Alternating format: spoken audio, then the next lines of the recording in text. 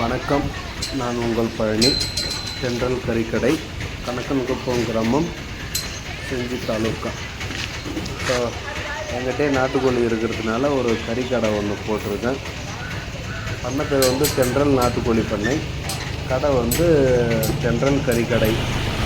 நம்மகிட்ட பார்க்க போனீங்கன்னா இப்போ கடை திறந்து ஒரு 10 நாள் ஆச்சு.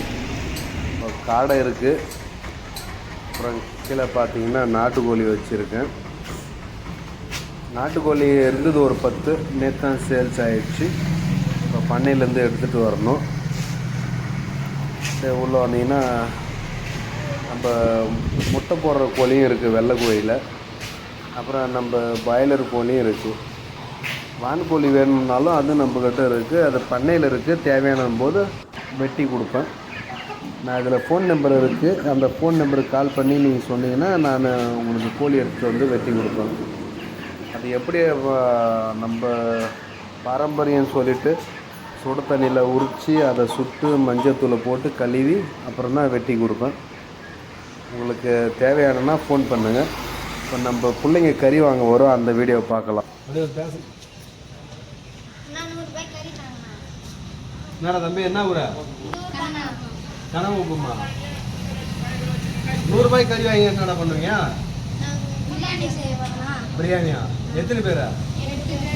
8 பேரா? 100 ரூபாய்க்கு 8 பேருக்கு கறி வாங்கலாமா? பத்துமா? சரி, கூட்டாஞ்சோறு ஆகலாம், எனக்கு கொஞ்சம் கொடுக்குறீங்களா? பிள்ளைங்க கூட்டாஞ்சோறு ஆக போகிறாங்களா, அவங்களுக்கு கறி கொடுத்துடலாம். 100 ரூபாய்க்கு.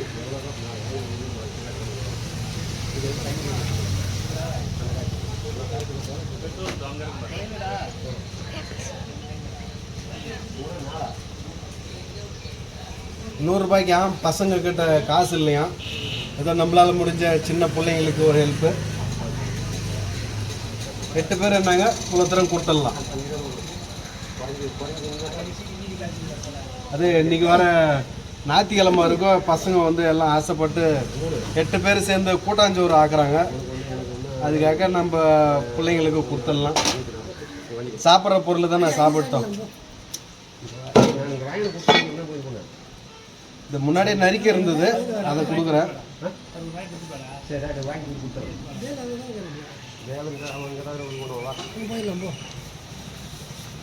வேஸ்ட் பண்ணாம சாப்பாடு செய்ய எனக்கு கொஞ்சம் கொடுக்குறீங்களா? எங்க செய்ய போறீங்க? வீட்லையா? சரி, ரைட்.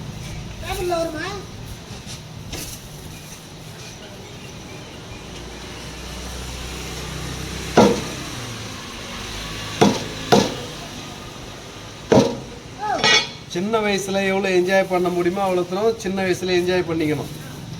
பெரியவங்களாம் ஆகிட்ட பிறகு என்ஜாய் பண்ண முடியாது. நாங்களாம் அதை அனுபவிச்சிருக்கோம், அதனால் எனக்கு தெரிஞ்சதை நான் பண்ணுறேன். கொடுக்காம இருக்கவும் முடியாது, இல்லைன்னு சொல்லவும் முடியாது.